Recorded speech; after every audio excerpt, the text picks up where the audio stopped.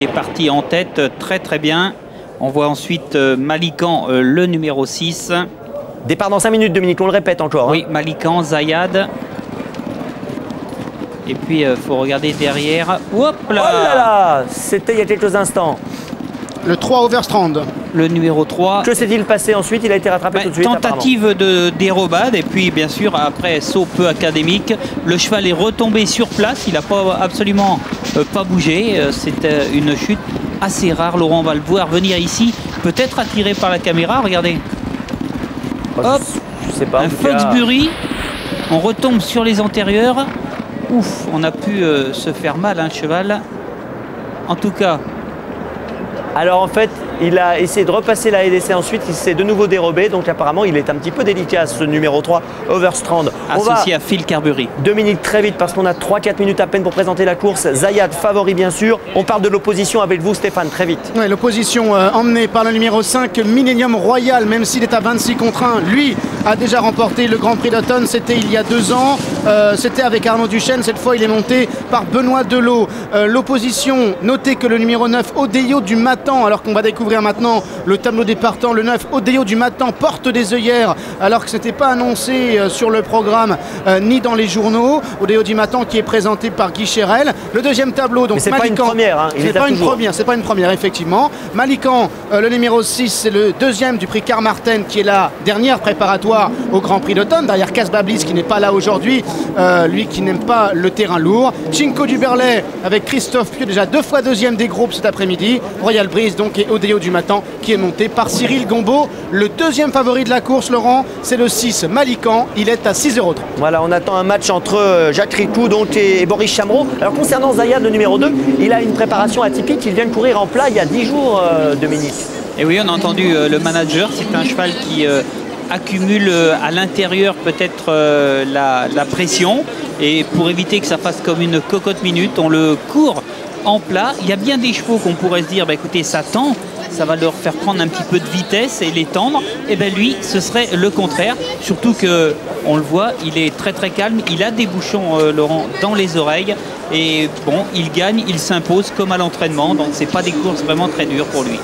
Voilà, Zayad, c'est 15 courses courues et 8 victoires. Alors la question, c'est est-ce que le prix Carmarthen, qui est une préparatoire, mène à la victoire dans le Grand Prix d'automne? Bien regardez, pour Zayad en 2006, la réponse est oui.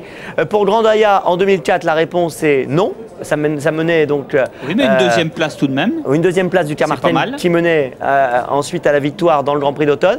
On va voir pour les années précédentes, Stéphane. Oui, en notant que l'Avron avait fait le doublé, grande course de d'Auteuil, Grand Prix d'automne. Magnus pour Jacques Hortet avait rentré et le Carmarthen remporté cette épreuve et le Grand Prix d'automne. Et puis le champion de Jean Lesbord et de Marcel Roland, Mont-Romain, qui avait fait le triplé, l'avait gagné à une reprise le prix Carmarthen avant de remporter le Grand Prix d'automne. Ce qu'on remarque en tout cas sur ce tableau, placés qui sont à l'arrivée de ce Grand Prix d'automne. Disons que quand on se place dans le Carmarthen ou quand on gagne le Carmarthen, on a de fortes chances de gagner ensuite le Grand Prix d'automne. C'est ce qu'on voit à travers ce tableau, Dominique. Et oui, et c'est ce qui veut dire que Malikan s'est placé dans le prix Carmarthen.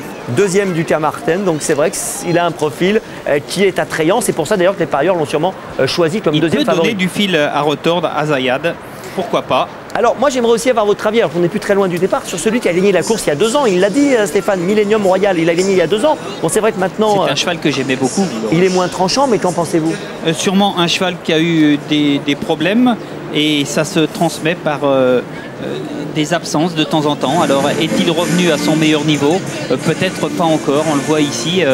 Beau cheval, un cheval costaud, hein, un cheval très lourd. Alors bien sûr, il faut que les jambes supportent la carrosserie. François, vous voulez intervenir sur Millennium Royal? Non, sur Malikan, il faut juste se rappeler les propos de Jean de Ballonda tout à l'heure. La distance est un point d'interrogation. Attention, 4008, c'est la première fois. Ouais, il a dit un petit point d'interrogation. Il a dit un petit point d'interrogation, mais à ce niveau-là, tous les petits détails sont très importants. Vous avez raison. Donc la distance, on le rappelle, en effet, pour ce Grand Prix d'automne, 4800 mètres. Attention Stéphane, on va partir. Et ils sont partis pour le premier groupe 1 de ce grand week-end international. C'est le Grand Prix d'automne. Les meilleurs hurdle racers qui sont au départ. 4800 mètres à couvrir alors qu'ils se dirigent vers la première difficulté, la haie du pavillon avec Mono Alco, Kazakh orange, toque noir qui s'installe tout de suite aux commandes, liaison un peu sur sa droite, alors que Malikan est placé tout près, il est en deuxième position, Kazakh bleu ciel, toque rouge en troisième position. On retrouve à la corde le numéro 9, c'est Odeyo du Matan, Millennium Royal, lauréat de cette épreuve il y a 2 ans, bien maintenant à la hauteur du tenant du titre, c'est Zayad, le favori, Kazakh gros bleu et jaune qui est à l'extérieur, alors que le numéro 7, Chinko du Berlay, galope à l'arrière, devant Royal Breeze, le numéro 1, Ramsès bleu également, le visiteur Overstrand, le numéro 3, qui s'est dérobé à la EDC tout à l'heure, a pour l'instant été placé en dernière position par Phil Carberry, alors qu'ils sortent du premier tournant. Et qu'ils vont aborder l'allée des fortifications une première fois, toujours sous le commandement du 4 Mono Alco, qui est placé le long des fusains extérieurs, 3 ou 4 longueurs devant à la corde Malikan, avec à l'extérieur Zayad, le favori Tokadanier, qui est devant Millennium Royal, la Kazakh rayée bleu clair et gros bleu de Royal Breeze venant ensuite devant la Kazakh jaune, toque blanche du 7 Chinko du Berlay et Christophe Pieux. Odeo du Matan, le numéro 9 Kazakh jaune et orange et calé côté corde derrière Malikan. En avant-dernière place galope l'As Ramsès bleu devant le visiteur, le numéro 3 Overstrand. Avec toujours ce numéro 4 Mono Alco qui anime la course, David Berra qui est en selle, menant maintenant avec 3 ou 4 longueurs devant Zayad qui est complètement à l'extérieur. Le deuxième favori de la course, Malikan, quant à lui, a décidé de venir à la corde, tout comme Odeyo du Matan. À l'extérieur, on retrouve Millennium Royal avec Royal Breeze, avec l'As Ramsès bleu également, ainsi que Chinko du Berlay, la Kazakh jaune toque blanche. Overstrand, le numéro 3, étant toujours en dernière position. La dernière ouée de la ligne d'en face, une première fois avec toujours la Kazakh orange de Mono Alco, le numéro 4 qui mène assez bon train sur cette longue distance. Dans son sillage, le numéro 2 Zayad est nettement détaché de Malikan et de Odeyo du Matan, toujours calé côté corde, alors qu'à l'extérieur, la Kazakh grenat et bleu du 5 Millennium Royal est à la hauteur de Chinko du Berlay, le numéro 7 Kazakh jaune à l'extérieur. Royal Breeze est là également, Odeyo du Matan toujours à la corde, un peu plus loin vient Ramsès bleu avec Overstrand, le numéro 3. Mono Alco toujours détaché, menant confortablement pour sortir maintenant du deuxième tournant et aborder la ligne droite des tribunes. Zayad est là, il est en deuxième position, le fils de Sadler's Wells, avec en troisième position et à la corde Malikan. Millennium Royal vient également avec Chinko du Berlay, alors qu'on retrouve à l'arrière là ce Ramsès bleu ainsi qu'Overstrand. Mono Alco qui a penché une nouvelle fois à droite, Zayad qui l'a un peu imité pour bientôt passer devant les tribunes. Avec toujours Mono Alco, le 4, qui a le meilleur, une longueur et demie d'avance sur Zayad, un peloton qui se regroupe un peu, avec toujours Royal Breeze en 3-4e position. Chinko du Berlay et Christophe Pieux sont rapprochés à l'extérieur. Côté corde isolée, galope Malikan avec Odeyo du Matan. Parmi les derniers de ce petit peloton, l'As Ramsès bleu qui progresse cependant, et toujours le visiteur pour Overstrand. Mais tout le monde a encore sa chance à un tour de l'arrivée. Un tour de piste effectivement encore à couvrir, avec un peloton qui vient à l'extérieur sous l'impulsion de Mono Alco, Zayad, Royal Breeze, avec également l'As Ramsès bleu, Chinko du Berlay, Overstrand et Millennium Royal qui sont en dehors. En revanche, toujours à la corde, 2 concurrents qui font bande à part, Malikan et le 9 Odeyo du Matan, pour franchir pour la seconde fois la haie du pavillon. Le tournant d'Auteuil avec le 4 Mono Alco qui continue sa course en tête. 3 ou 4 longueurs d'avance sur Malikan à la corde qui devance à l'extérieur Zayad.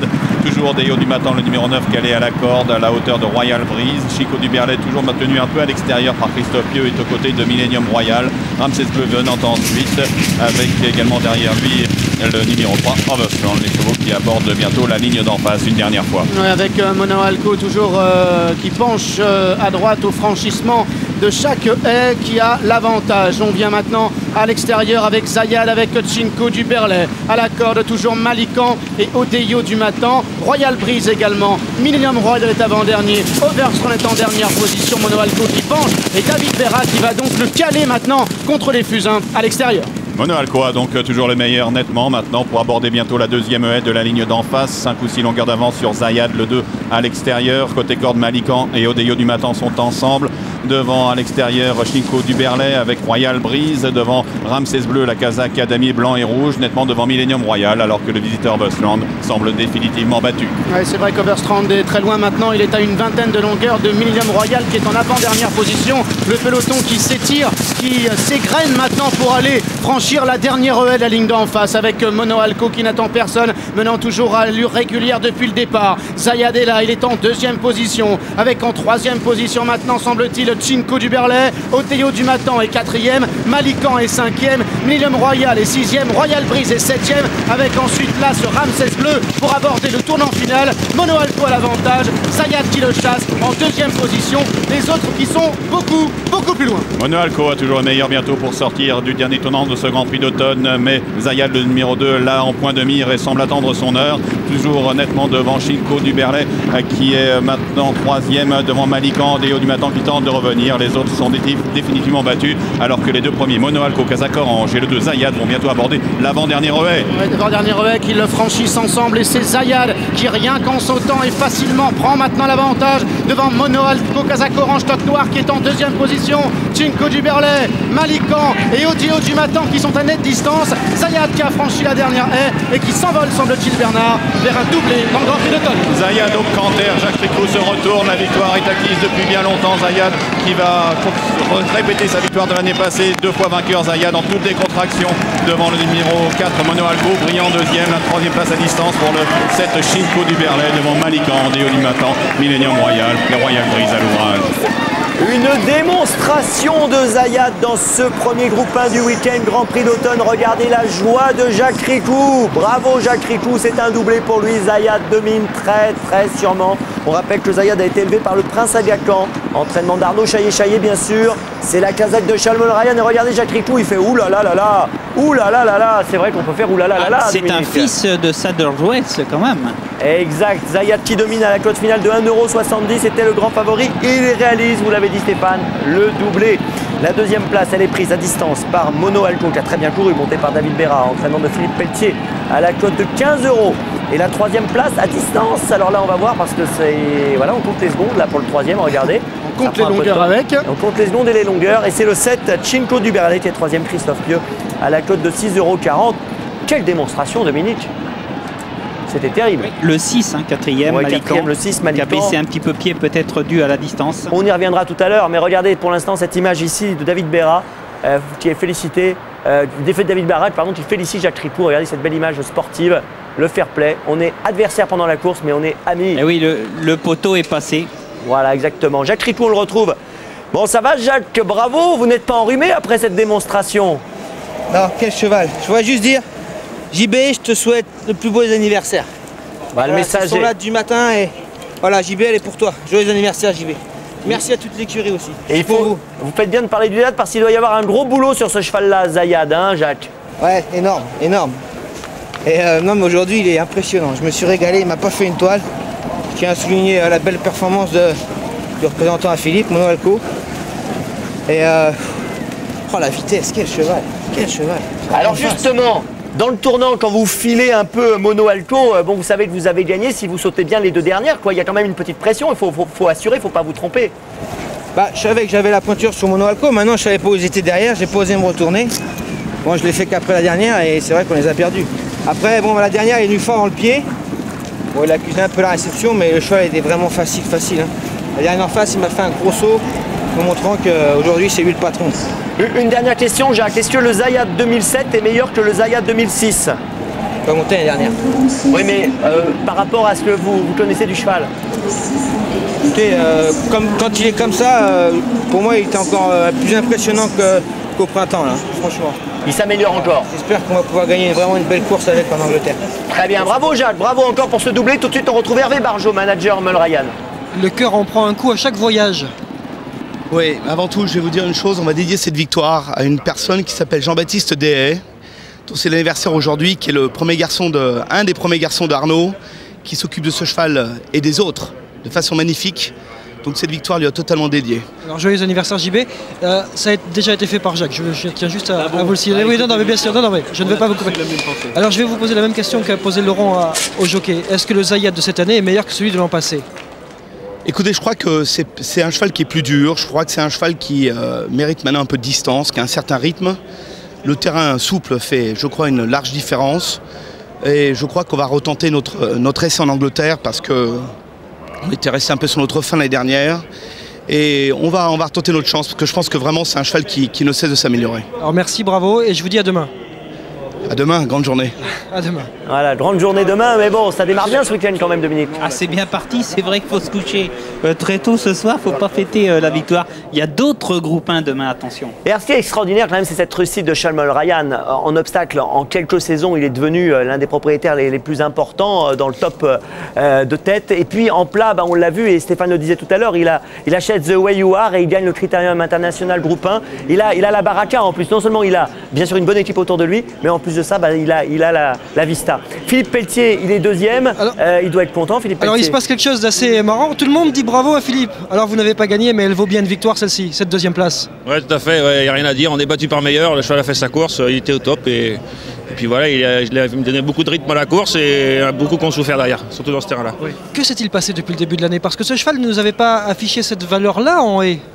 Bah non, j'ai été en haie un peu par accident, il était tombé en gain bêtement et il me fallait une course dans les jambes pour courir au Mati à l'époque et il a gagné, donc je suis resté en haie ici et puis voilà, ça se passe bien. Comme quoi, lorsqu'on est bon entraîneur et tout, on peut en apprendre tous les jours. Exactement, on en apprend tous les jours de toute façon. Ouais. Allez, bravo. Voilà, on en apprend tous les jours. En tout cas, ce qu'on peut dire, c'est que c'est impressionnant de voir un cheval gagner un groupe 1 de cette manière. Dominique, ce sera une dernière action que je vous demande. Oui, je pense que les chevaux, vous savez, avec l'âge, bien souvent progressent, et c'est le cas de Zayad. Je vous aurais répondu oui, il est encore plus impressionnant que l'an dernier. Tout de suite, direction Marseille pour un multi. À tout à l'heure. C'est parti.